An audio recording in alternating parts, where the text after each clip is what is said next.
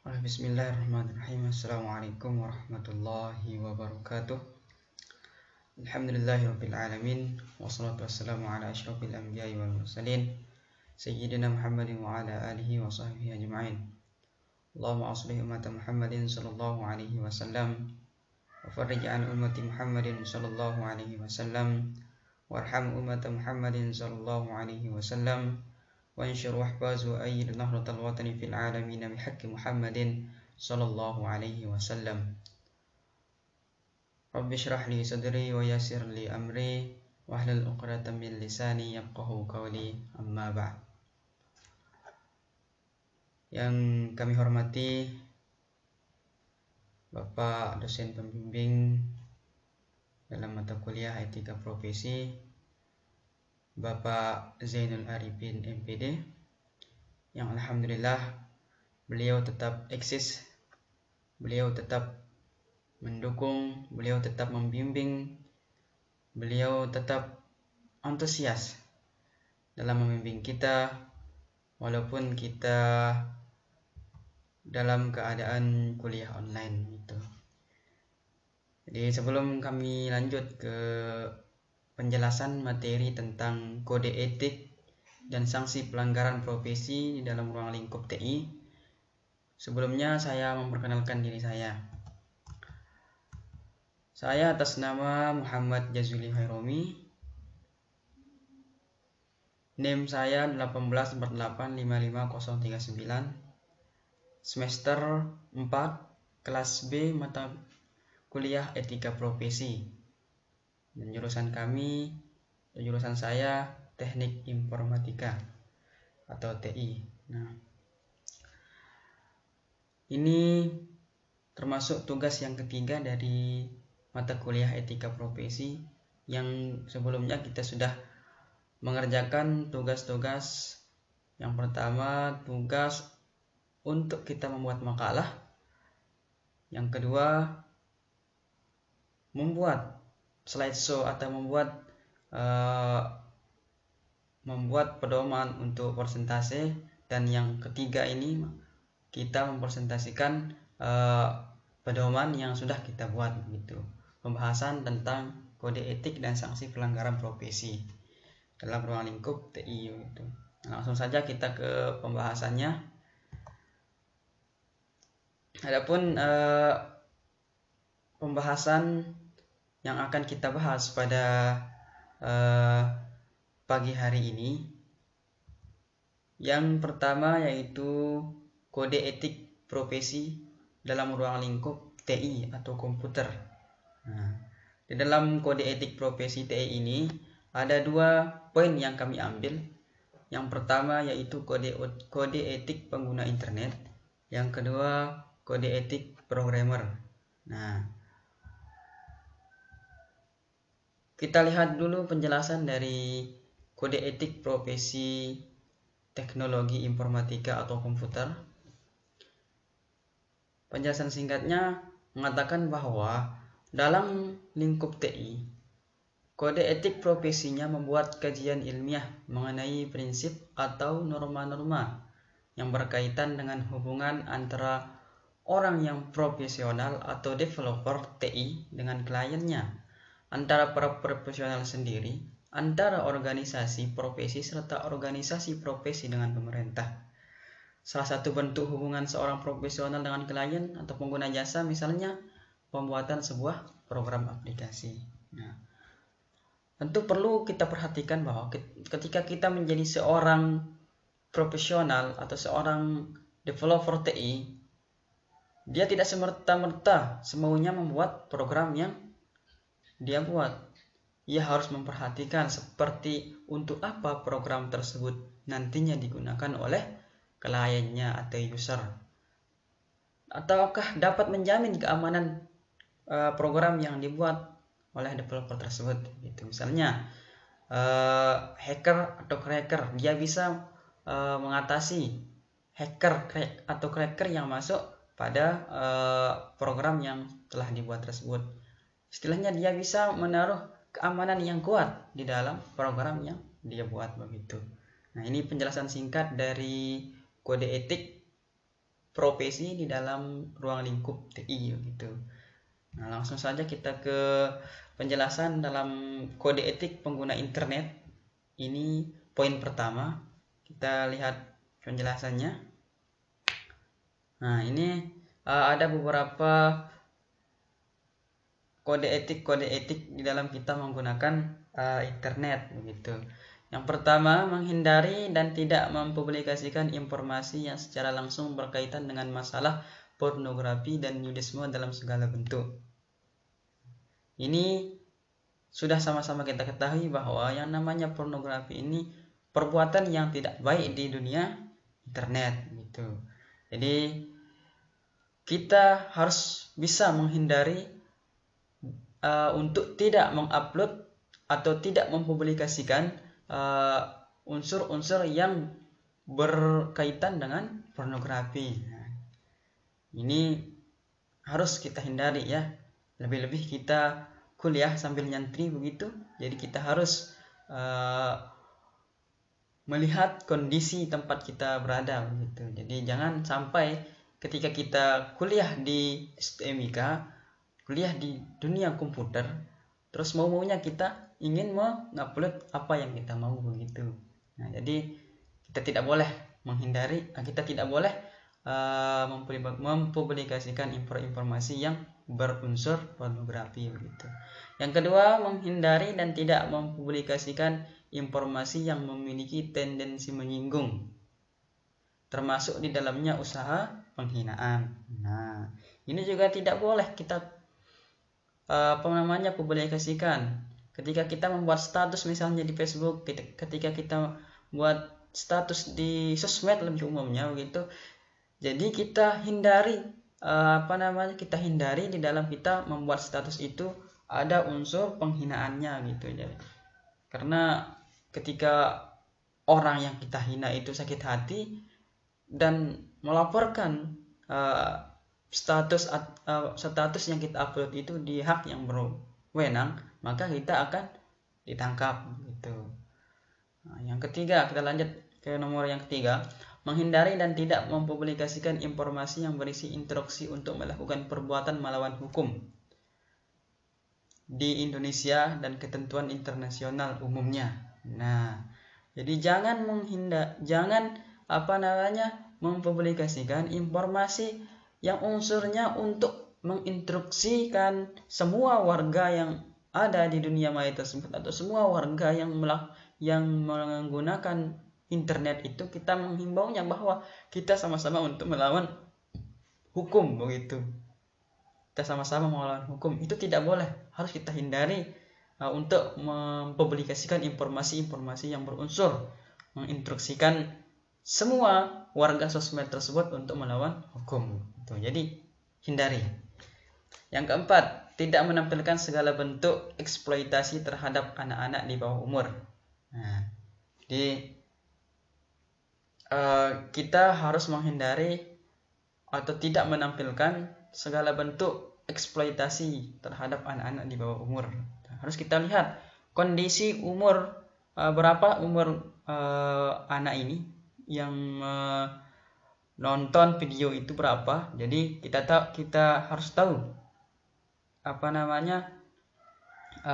orang yang menonton video-video tersebut lah. Jadi ketika kita membuat channel khusus untuk anak-anak, misalkan di YouTube, maka khusus yang berunsur anak-anak yang kita upload gitu di channel kita. Jadi harus kita lihat kondisi begitu. Yang kelima, tidak mempergunakan atau mempublikasikan dan atau saling bertukar materi dan informasi yang memiliki korelasi terhadap kegiatan pirating, hacking, dan cracking. Nah, jadi jangan melibatkan hacker atau cracking ketika kita mempublikasikan informasi tersebut. Jadi, karena apa? Ketika kita bekerja sama dengan hacker untuk mempublikasikan informasi kita, otomatis informasi kita itu akan rusak lah istilahnya begitu. Karena hacker itu termasuk penjahat di dalam dunia internet gitu, atau di dalam dunia maya.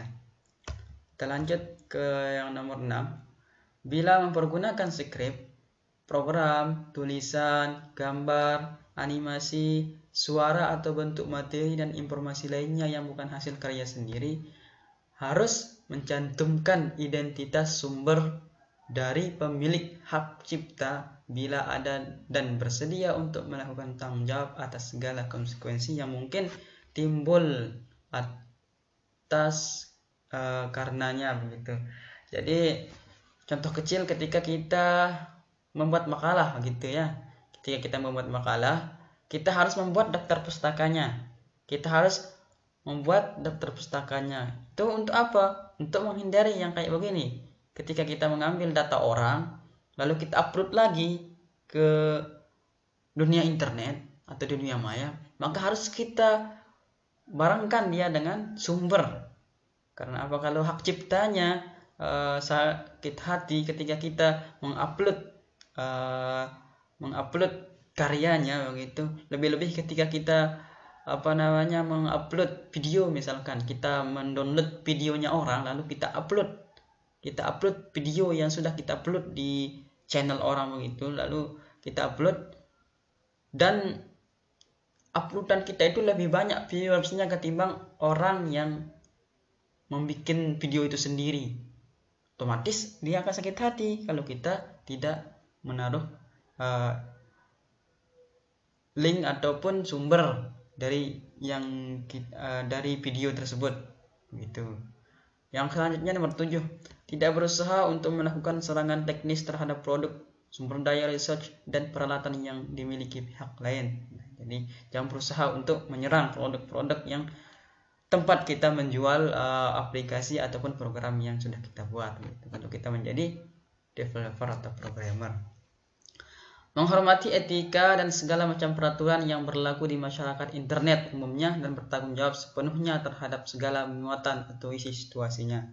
Yang terakhir atau nomor 9, untuk kasus pelanggaran yang dilakukan oleh pengelola, anggota dapat melakukan teguran secara langsung gitu. Jadi ini poin-poin atau bagian-bagian dalam kode etik ketika kita menggunakan internet begitu. Kita kembali ke menu pembahasan. Lanjut ke yang kedua ya. Lanjut yang ke B, kode etik programmer. Perlu kita ketahui ketika kita membuat program, harus kita mengetahui kode etik di dalam kita membuat program. Nah, jadi langsung saja kami bacakan. Yang pertama, seorang programmer tidak boleh membuat atau mendistribusikan malware. Yang kedua, seorang programmer tidak boleh menulis kode yang sulit diikuti dengan sengaja. Yang ketiga, seorang programmer tidak boleh menulis dokumentasi yang dengan sengaja untuk membingungkan atau tidak akurat. Seorang programmer tidak boleh menggunakan ulang kode dengan hak cipta kecuali telah membeli atau meminta izin. Tidak boleh mencari keuntungan tambahan dari proyek yang didanai oleh pihak kedua tanpa izin. Yang keenam, tidak boleh mencuri software khususnya development tools. Yang ketujuh, tidak boleh menerima dana tambahan dari berbagai pihak eksternal dalam suatu proyek secara bersamaan kecuali dia mendapatkan izin. Yang kedelapan, tidak boleh menulis kode yang dengan sengaja menjatuhkan kode programmer lain untuk mengambil keuntungan dalam menaikkan status. Yang kesembilan, tidak boleh membeberkan data-data penting karyawan dalam perusahaan. Yang kesepuluh, tidak boleh memberitahu masalah keuangan pada pekerja. Ini kita tidak jelaskan satu persatu ya, karena ini sudah kata-katanya sudah sangat jelas sekali ya. Singkat, padat, dan jelas gitu. Jadi langsung kita mengerti dengan kata-kata yang ada di dalam bagian-bagian kode etik programmer ini. Kita lanjut ke nomor 11. Tidak pernah mengambil keuntungan dari pekerjaan orang lain. Yang ke-12, tidak boleh mempermalukan profesinya sebagai programmer. Tidak boleh secara asal-asalan menyangkal adanya bug di dalam aplikasi tersebut. Yang ke-14, tidak boleh mengenalkan bug yang ada di dalam software yang nantinya programmer akan mendapatkan keuntungan dalam membetulkan bug.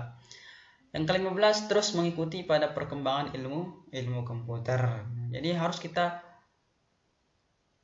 update informasi-informasi mengenai perkembangan ilmu komputer. Karena ketika kita menjadi seorang IT tersebut harus kita tahu perkembangan komputer di dunia ini ya. Karena tahun per tahun komputer itu berkembang, dia harus lama-lama berkembang. Nah, sebagai kita menjadi seorang programmer, harus kita memiliki tanggung jawab di dalam profesi kita itu tersebut. Nah, sebagai tanggung jawab moral kita, perlu kita menciptakan ruang bagi komunikasi yang akan saling menghormati di dalamnya. Misalkan kita membuat komunitas. Ini di contoh kecilnya di sini IPKIN ya, Ikatan Profesi Komputer dan Informatika. Dia berdiri semenjak tahun 1974. Nah, untuk ketika kita menjual program kita, lalu yang membelinya itu perusahaan yang sangat besar, otomatis kita tidak bisa langsung cepat mengerjakan program yang kita buat tersebut. Harus kita memiliki komunitas agar perusahaan itu jalan dengan baik dan cepat dan bekerja dengan cepat dengan program yang kita buat tersebut, begitu. Jadi harus kita memiliki komunitas agar kita bisa bekerja sama untuk melakukan atau melakukan pengkodingan di dalam kita memperkembangkan program-program yang kita buat, gitu. Langsung kita kembali ke menu pembahasan. Nah, ini pembahasan yang pertama ya dalam kode etik profesi teknologi informatika atau komputer. Nah, ini yang kedua, proses penegakan sanksi terhadap pelanggaran kode etik profesi teknologi informatika atau komputer. Nah, ini pembahasan yang kedua tentang proses penegakan sanksi terhadap pelanggaran kode etik profesi teknologi informatika atau komputer. Adapun bagian-bagiannya, yang A, undang-undang pelanggaran kode etik profesi, yang ke B, sanksi yang diberikan terhadap pelanggaran kode etik profesi, yang ke C, contoh pelanggaran etika profesi IT dan cara mengatasinya. Nah, masing-masing ini memiliki penjelasan yang berbeda-beda. Kita melihat dulu penjelasan singkat dari proses penegakan sanksi terhadap pelanggaran kode etik profesi. Ini penjelasan singkatnya bahwa mengatakan perlu kita tahu bahwa kode etik profesi itu merupakan sarana kontrol bagi masyarakat atas profesi bersangkutan. Maksudnya bahwa etika profesi dapat memberitahukan suatu pengetahuan kepada masyarakat agar dapat memahami arti pentingnya suatu profesi, sehingga memungkinkan pengontrolan terhadap para pelaksana di lapangan kerja. Nah, misalkan contoh kecil di dunia internet. Di dunia internet itu ada namanya security. Itu sebagai pengontrol pengontrol pengguna. Apakah dia melakukan hal yang baik atau dia melakukan hal yang buruk. Itu. Nah, kita kembali ke ini penjelasan singkat dari proses penegakan hukum di dalam kode etik TI ya. Kita kembali ke menu pembahasan. Langsung saja ke A ya, undang-undang pelanggaran kode etik profesi. Penjelasannya. Nah, ini dia. Undang-undang pelanggaran kode etik profesi. Nah, ini penjelasannya, setiap undang-undang mencantumkan dengan tegas sanksi yang diancamkan kepada pelanggarnya. Pelanggaran kode etik profesi dapat dikenai sanksi sesuai ketentuan undang-undang yang berlaku. Ada dua hukum yang menjerat pelanggaran kode etik, yaitu hukum primer dan hukum sekunder. Hukum primer berupa hukum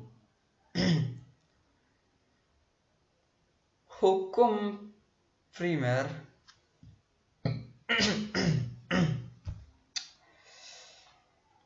ada dua hukum yang menjerat pelanggaran kode etik, yaitu hukum primer dan hukum sekunder. Hukum primer berupa hukum positif, yaitu peraturan perundang-undangan yang berkaitan dengan pelayanan publik. Sedangkan sekunder meliputi buku literatur dalam bidang administrasi maupun bidang lainnya yang berkaitan dengan pokok masalah.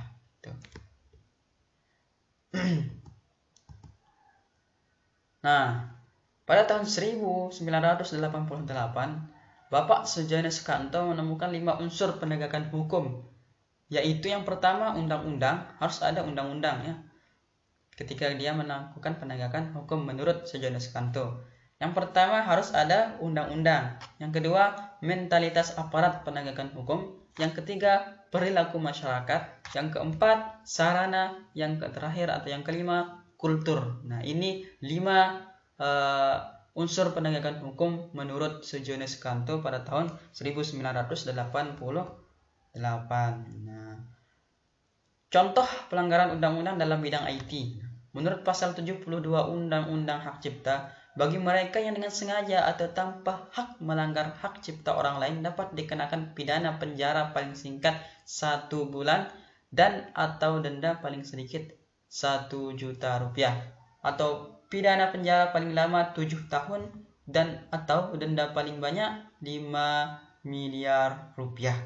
Ini sangat luar biasa ya. Sangat banyak sekali denda-denda yang kita keluarkan ketika kita melanggar hak cipta gitu. Kita kembali ke menu pembahasan. Kita langsung saja ke B untuk menjelaskan sanksi yang diberikan terhadap pelanggaran kode etik profesi. Nah, sanksi yang diberikan terhadap orang yang melanggar kode etik profesi itu ada 3 ya. Berikut adalah kemungkinan sanksi yang akan dijatuhkan kepada pelaku pelanggaran dalam bidang IT. Yang pertama, mendapat peringatan. Yang kedua, pemblokiran. Yang ketiga, hukum pidana perdata. Nah, ini sanksi-sanksi yang diberikan terhadap orang yang melanggar kode etik profesi di dalam bidang IT. Nah, kita kembali ke C ya. Contoh pelanggaran etika profesi IT dan cara mengatasinya. Penjelasannya. Nah, ini penjelasan singkatnya dulu. Makin merebaknya penggunaan internet, jaringan luas komputer tanpa disadari para pemiliknya disewakan kepada spammer atau penyebar email komersial, fraudster, pencipta situs tipuan, dan penyabit digital.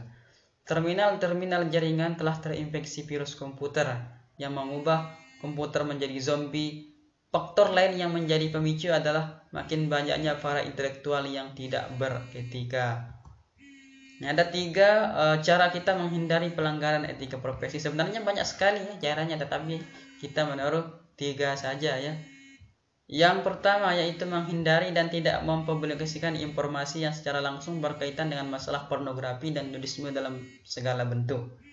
Ini sama kode etiknya dalam menggunakan internet. Ini cara mengatasinya.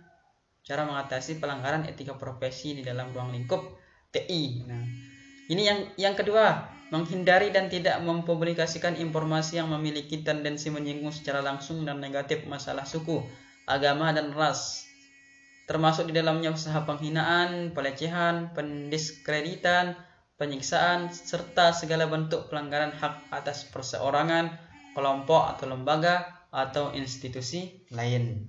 Yang ketiga, tidak menampilkan segala bentuk eksploitasi terhadap anak-anak di bawah umur. Nah, ini ada 3 cara kita mengatasi pelanggaran di etika profesi TI tersebut. Nah, ini daftar pustaka. Nah, daftar pustakanya sumber kita mengambil pembahasan untuk sempurnanya makalah yang kita buat ini. Nah, jadi alhamdulillah, terima kasih kami sampaikan kepada Bapak dosen, lebih khusus kepada Bapak dosen yang telah membimbing kami. Kami mohon maaf atas segala kekurangan. Kami mohon maaf ya, karena ini masih dalam proses belajar.